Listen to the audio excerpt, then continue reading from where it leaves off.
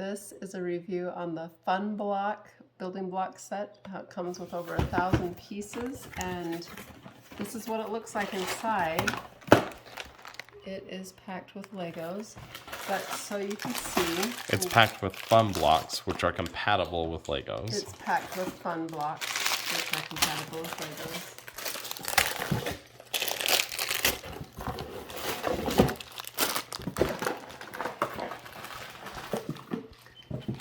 And if you look closely, it does have some of the bigger pieces, but most of them are tiny in most sets. So be aware of that.